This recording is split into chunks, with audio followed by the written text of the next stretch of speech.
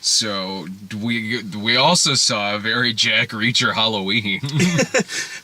Yeah, oddly enough, a Halloween movie. Nah, it is. I was not expecting that. Mm-hmm. Halloween comes up in this movie. It really doesn't make any difference that it's Halloween, but it's interesting that it's just Halloween. Yeah.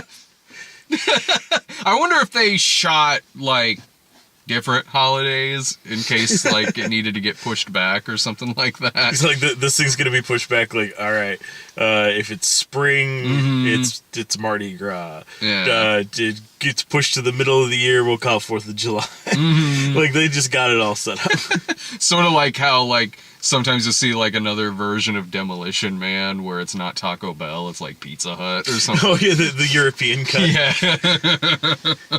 They keep saying Pizza Hut, but then they're clearly walking into a Taco Bell. Yeah. It's okay, they're not eating tacos in there anyway, so it doesn't fucking matter. They have a much bigger menu in the future. I can't wait.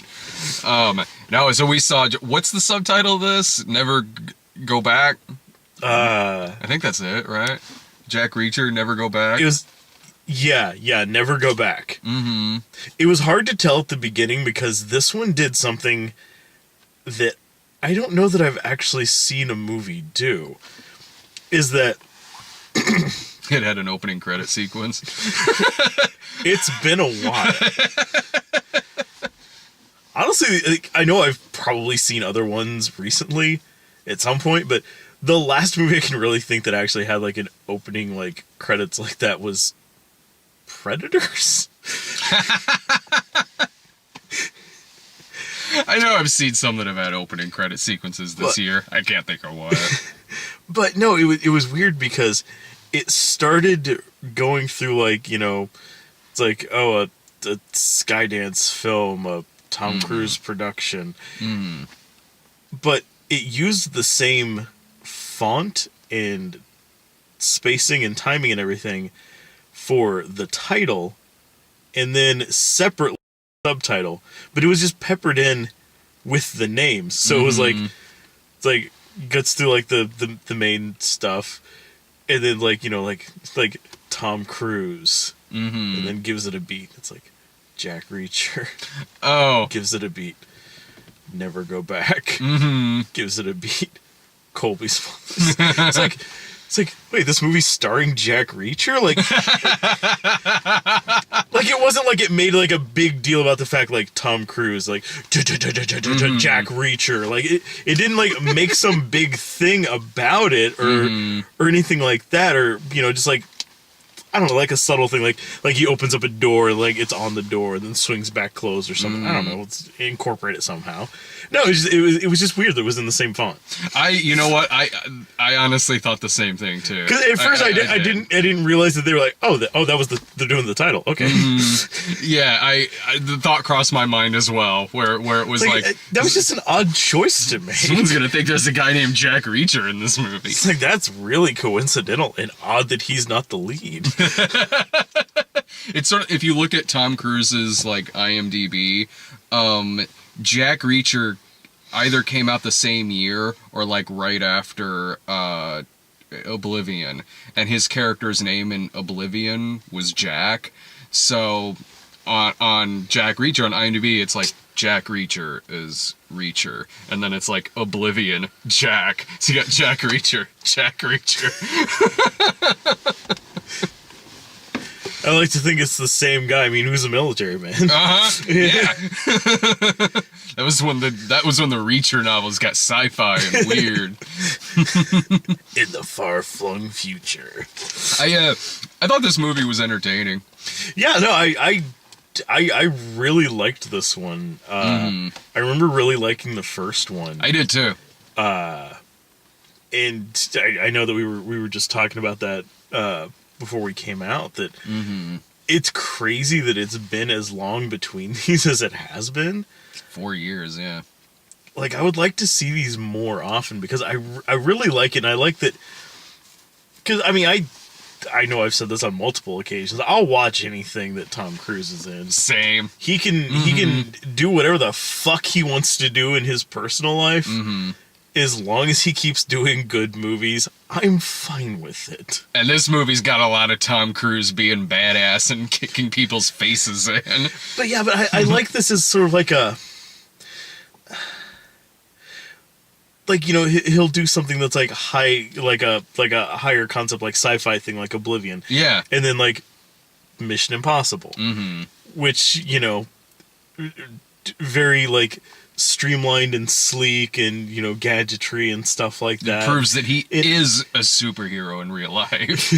he scaled the building in the film, and then on his downtime he sat on top of the spear on top of the building. It's like, and cut, like, cool, I'm gonna reach the top real quick.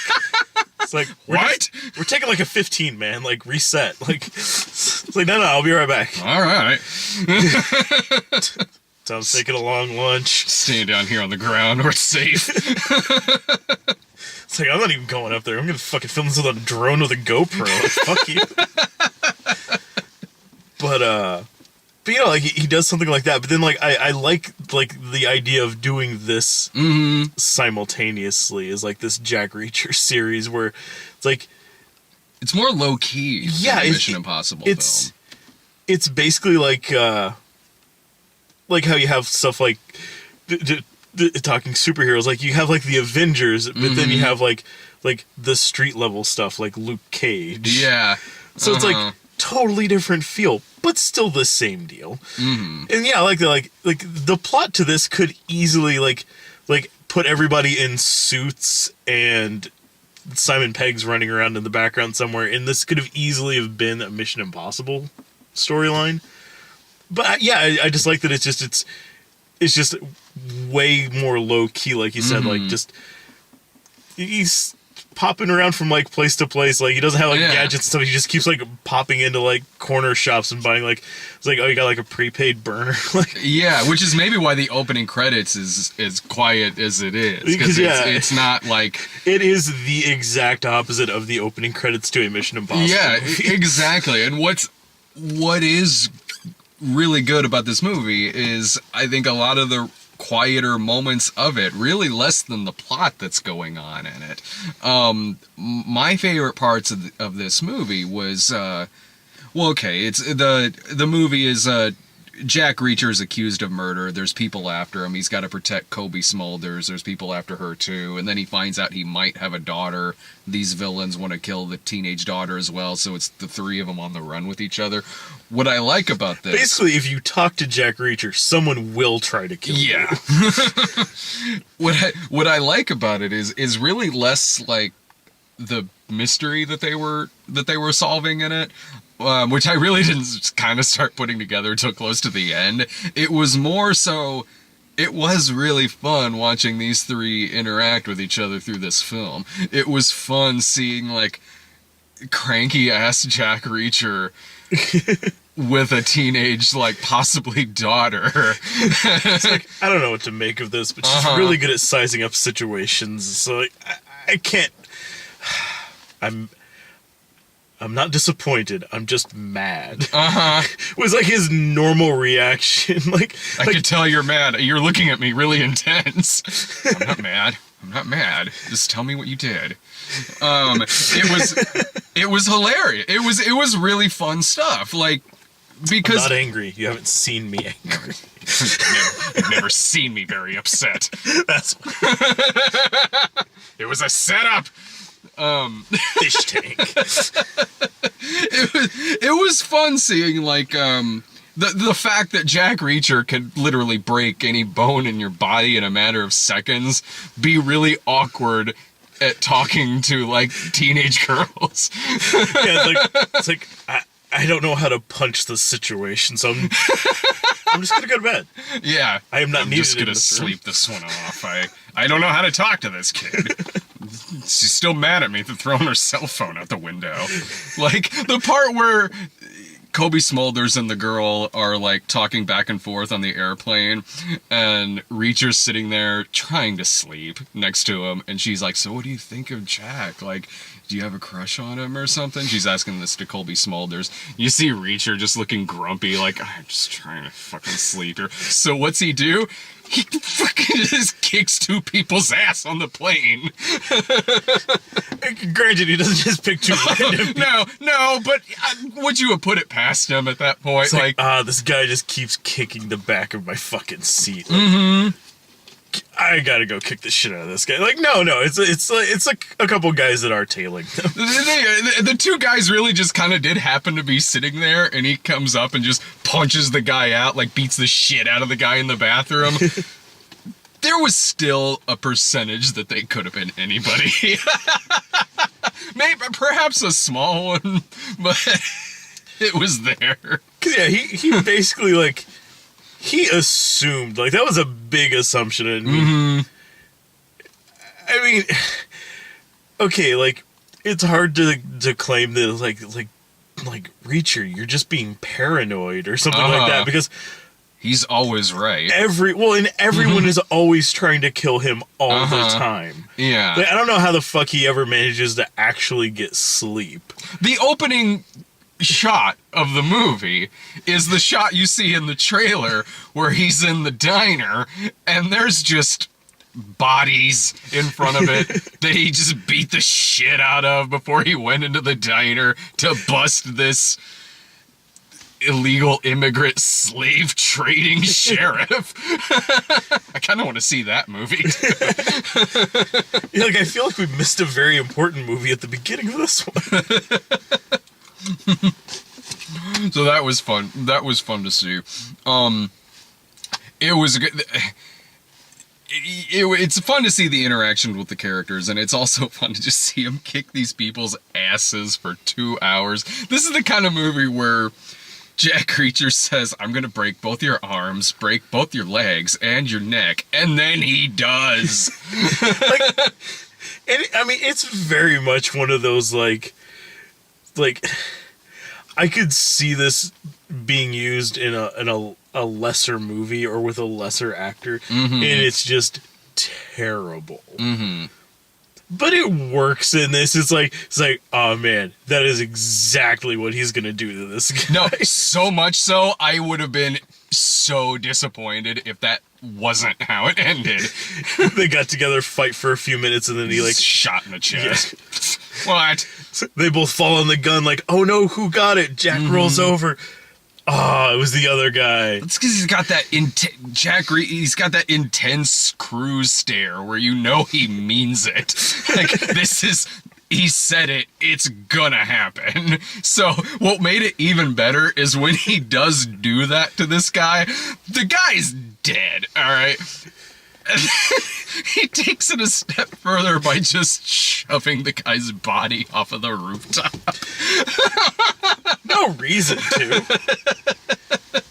It's like the next step after that was him, like, unzipping his pants and then pissing on the guy. Yeah! It's like, I don't know, I just always wanted to make an arch this big. That's amazing. So good. It's in his dead mouth. It's in his dead goddamn mouth. That would have been amazing. 4 stars.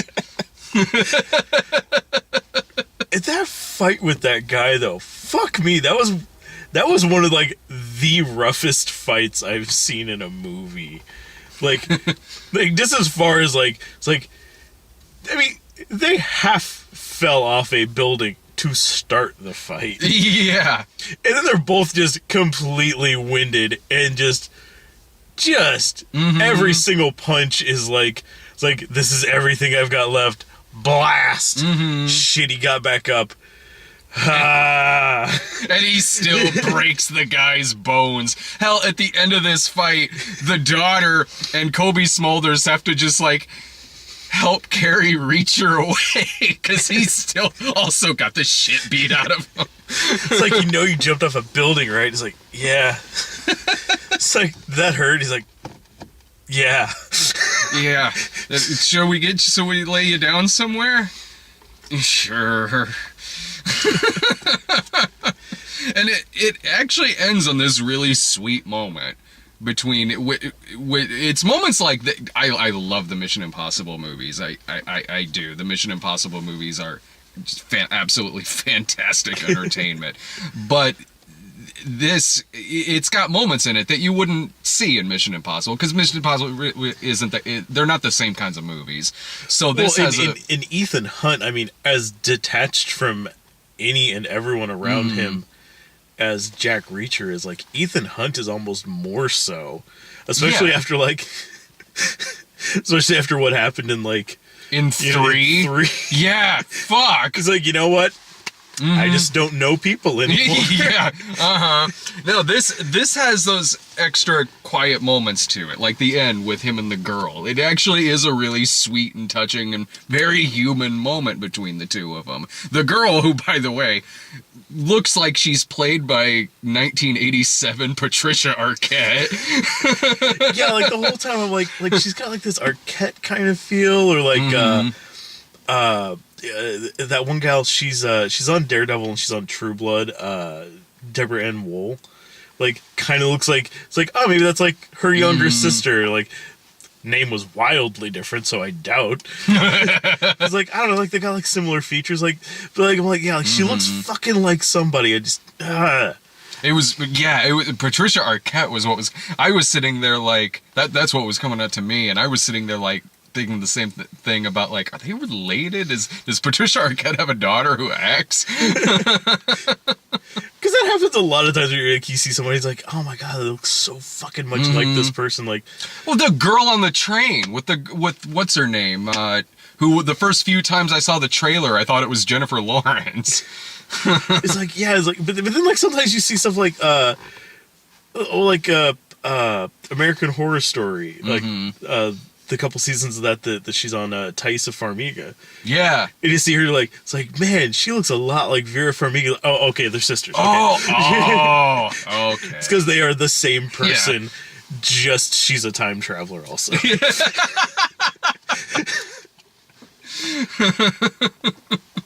it didn't make enough money in 2012. Let me go back and do it again 40 years later. Yeah. I like seeing Kobe Smulders in a big role like this, especially where she gets to kick a lot of ass. But it's this sort of thing, like being like a tough military chick. Like, I almost have to assume that like she walks back into her office at the end of this movie, and it's just Sam Jackson there, like, I've got an offer for you. It's like, shit. And then he renames her Maria Hill, and now she's now it makes sense. I wonder if that's in the books. It all comes around. It all comes back. It all makes sense now. Now I know the origin of evil in Ouija. Now I know this is in the Marvel Cinematic Universe. Look at half this shit that he was doing. Like, yeah, I'd believe it. They were in extra danger in this movie too, because the guy who was not the hitman dude, but the dude who was like in charge of the whole operation. The general. The general, yeah. That's the guy who gave Tequila his scars in Tequila and Benetti. Not even kidding. That's Robert Nepper. He was the older fugitive brother of the little girl who was Tequila's previous owner. And then Tequila bit him at the end of it and sent his ass back to jail because he was going to shoot Tequila again. So they were in a lot of danger in this movie. I love that out of all of the roles he's had over the years, that's the one. From Tequila and Benetti. He was very important to Tequila's backstory. That's when we found out that Tequila's name used to be Rufus. I know too much about that show. And now I just really want a show that's called Rufus and Benetti. Do you know what the original title of that show was? I'm not even kidding. The original title was Tequila and Boner, because that was going to be Benetti's nickname. They decided against that. Wow. No one ever calls him that in the show either. Boner. Because I figure once they hired Jack Scalia to play Benetti, if someone walked up to him and called him Boner, he'd shoot him. Well, and I that feels like one of those things, like someone wrote it and then they passed it off like, here's the script. It's like, I like everything about it, but Boner.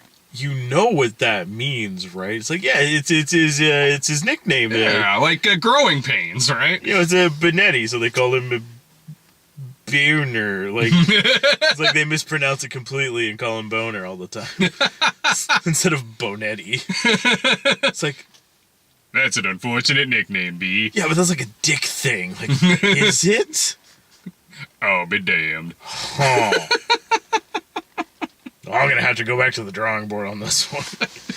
Would you like better, the first one or this one? Fuck, it's been long enough since I saw the first one now. I would side with the first one. Yeah, I mean, I definitely kind of liked the back and forth that he had with the hitman in this one. Yeah. But I don't know, like they're in the first one, like, you know, him like constantly running afoul of like Jai Courtney trying to kill him. Yeah. I like that better in the first one too, because the hitman in this is practically the same character. Yeah. He's being stalked by Evil the Transporter. Yeah, exactly. So I did like the first one better. The dynamic between the three leads in this is really good, and I'm like you, like I'm a Cruise geek too. So you put Tom Cruise in a movie and have him beat the shit out of people. Like, I may say one movie's better than the other, but I'll probably have a good time regardless. Yeah. The first one I was more.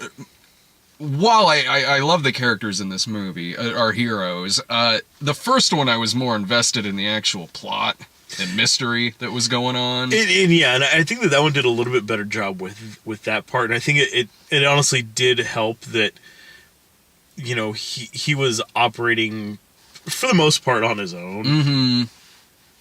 Going through this and like actually, you know, looking into this. Whereas this one, it was just kind of like a constant chase from like location to location. Like they're constantly on the run. Like it's not like he's like looking around for like different things, like different places to go, different things to do. Mm-hmm. To crack this case, to like help someone out. Like they're actively on the run. Yeah. So it's almost like it's almost like two different kinds of film in a way.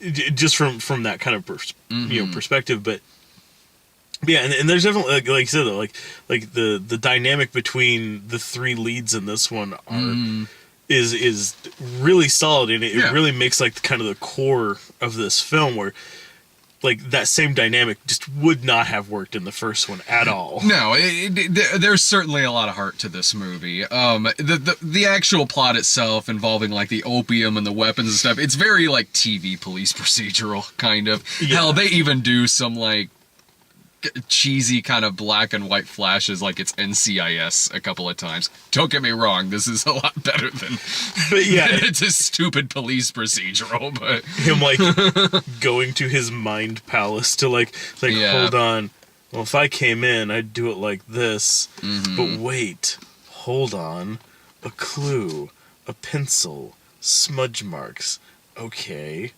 cabinet, here she is. Genius. It's like that seemed a little unnecessary, but it's not like it was a thing that they just kept going with. Yeah, like I think that would have.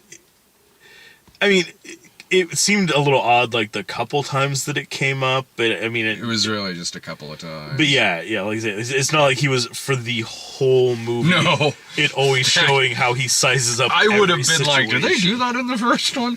I know it's a different director, but and I honestly cannot remember if that was a thing that they did. Can't either, honestly, and I really do like the first one, but I haven't seen it since it came out. The first one had better villains in it than this. I mean, that goes without saying. The villain was Werner Herzog. Yeah, like we were just talking about the other day. It's like such a weird thing that it was him.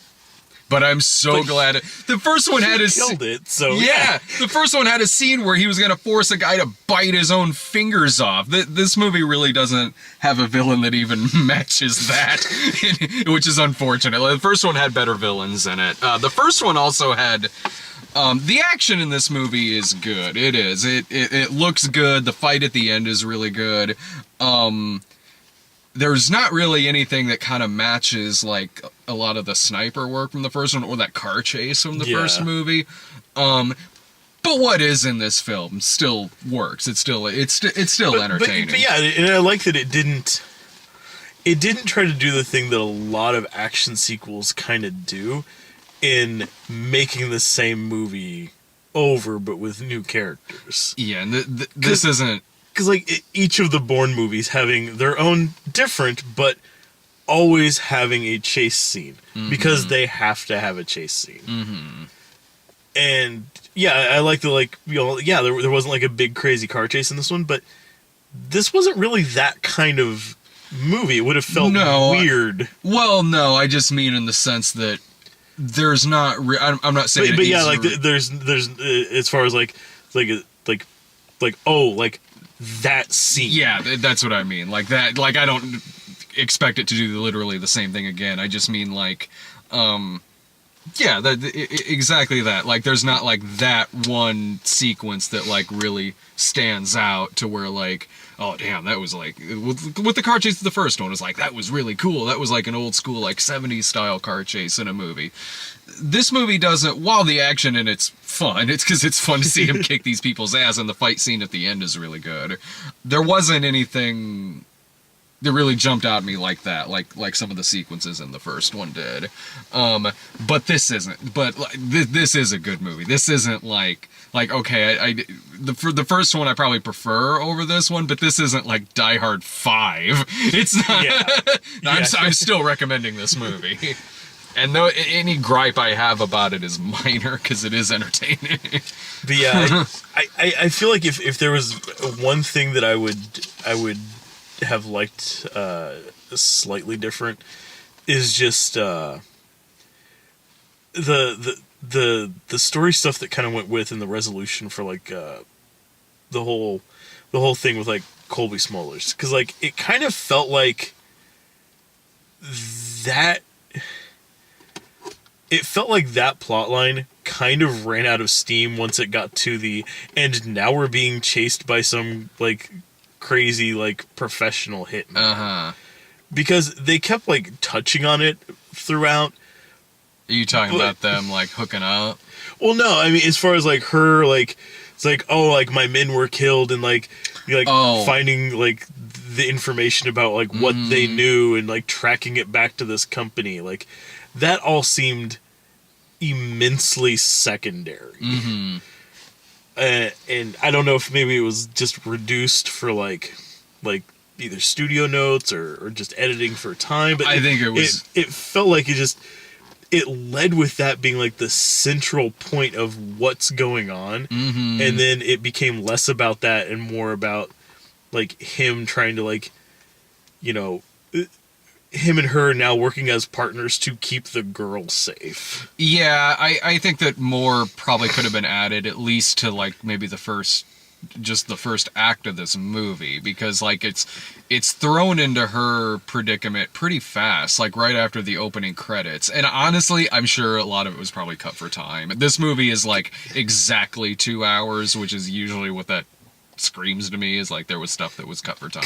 Because yeah, like the fact that like with the whole thing with like the general that runs this military contractor, he pops up in like one scene to order people around to try to kill Jack Reacher, and then like there at the end it's like, I'm a general, you know who I am, and then it's like, oh, but here's all your drugs, arrest him.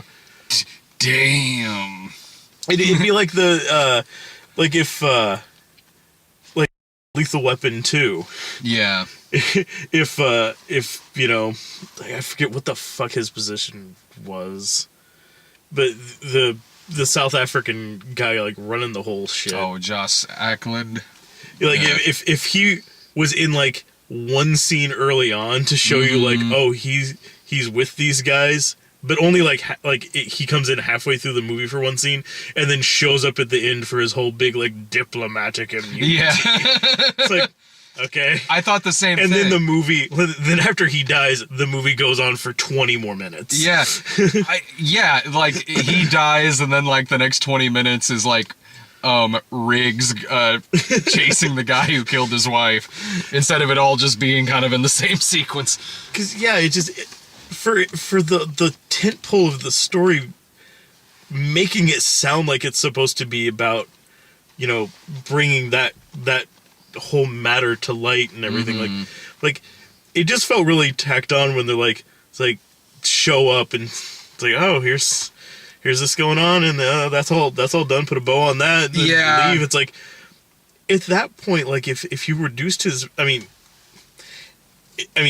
granted, if it was like an editing thing and not as much like from the script and how it was actually filmed, like, at that point, like, I think it would have been more solid if just the hitman guy who was after them was also the guy running the company. Like, I feel like that would have made for a stronger story. It would have made for a stronger main villain, because I agree with what you're saying, and I thought the same thing too. It's one of the many reasons I thought the villains were better in the first movie. Because, it's like he's doing all of this. He's running all of this. He's ordering around the guys. He's also, like, the actual guy that killed like her men, and then it's like, oh, but he's just taking orders from this other guy that he legitimately doesn't give a shit about.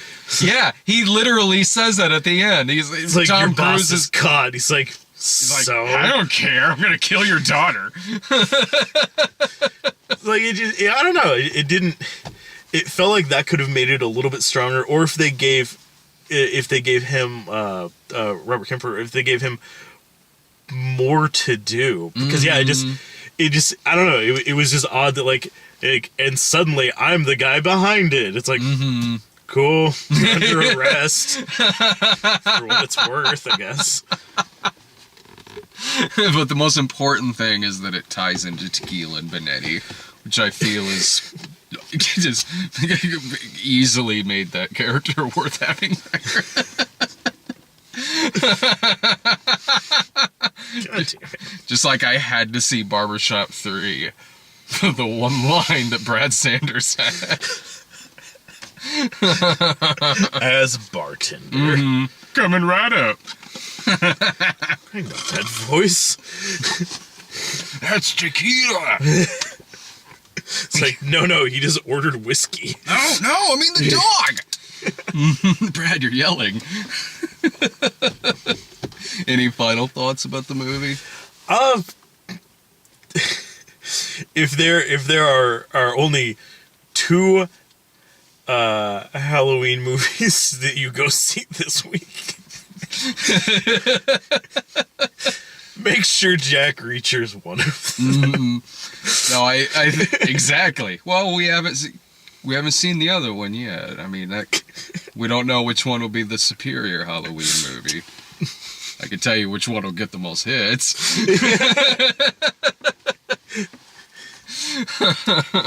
Just a hunch. Although I'm trying to think, like, just a random thing. That one point in this one when she's watching that, like, horror movie marathon, which one of the Paranormal Activities is she watching? Is that the 4th one? Was that a Paranormal Activity movie she was watching? Oh, yeah. Oh, I just thought it was something they shot for this movie. No, that was one of the Paranormal Activity ones. God, I saw that clip and I was like, oh, that's a pretty funny, like, 5-second kind of, like, found footage spoof. Oh, it's literally from a Paranormal Activity. Was that the 4th one? I think that's from the 4th one, from whenever, like, they're at the end when she finally decides to go across the street into the house that she keeps seeing Katie coming in and out of. And then it's like, oh shit. No wonder I thought it was a parody. The 4th one was the worst one. I guess. I don't know at this point. It's probably the worst. But I was really waiting though, because like that like really campy voiceover, like it's Halloween. It's like, don't forget there's the movie marathon, and then get ready for the parade. It's like, yeah. It's like wait, it's like, are we gonna do like the drawing right afterwards? Like, don't forget about the big giveaway at 9. It's like, is this sponsored by Silver Shamrock? Like, I don't know, it's like just the tone of the voice that they had, and like the guy that they had reading the copy for that. It's like Like Is that where we're going here? or even like the announcer voice in like the first couple of Halloween movies where they're watching The Thing and like Night of the Living Dead on TV, like, and there's still that like announcer voice, like, bolt your doors, close the windows. It's The Thing. The guy does that and the early morning show on 88.8. Yeah. He's earning that paycheck. No, I recommend the movie. I think if you really enjoyed the first one, you might not like this one as much, but it's still an entertaining flick. Oh yeah, I mean it's still it's a fun action flick. Mm-hmm. Honestly, you know, about the only demographic I could see really being opposed to this would just be people who are like Tom Cruise. Ugh. And that's it. Like like it's solid enough. Like yeah, like I don't see this winning any awards, No. but it's fucking fun. Yeah, So who gives a shit? It was fun. It's a fun movie. I dug it. At some point, there'll be Medea Halloween at some point. Yeah, it's gotta happen. It'll probably be me and not Dave. Dave's still on a big leg asleep with a newborn at home. It's be a perfect time for him to break out of the house and go see this. What I keep trying to tell him. It's not working. Maybe I should stop cursing at him. Look here, you fuckface. Look, Go see it. Look here, you son of a bitch. Why do you hate me, Dave? I say that, but I'm actually really excited to see. I'm actually really excited to see my first Medea movie in the theater. It's not something I would have ever said, but Well, that's because you've seen a few of them at this point. yeah. Before you saw Witness Protection, you weren't like, I just gotta know what this is like. It's like I see all these smiling faces coming out of Diary of a Mad Black Woman. Yeah. And I just have to know. I just gotta know. It's burning me up inside. Hey, do you want to go see this Medea movie starring Eugene Levy? Yes. Do I? I was gonna go anyway. I remember that, but I can't remember what the hell I was at that night. God. But I don't remember what I was at 2 weeks ago. So. That is fair. Like, I do that a lot. Like, also, don't like, it's like, man, the last movie we went to see was, I do that too. the fuck was the last movie? Not because I don't go see a lot of movies, because I see a lot. Like, what was 2 weeks ago? Was that the first Jack Reacher? No, that was 4 years ago. It's like, oh shit. See ya.